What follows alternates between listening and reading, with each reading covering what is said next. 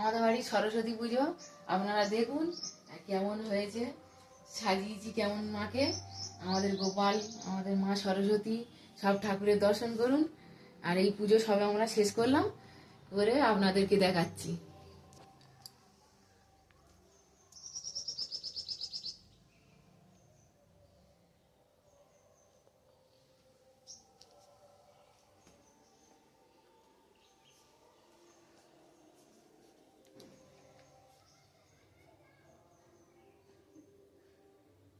আমার গোপালদের দেখুন।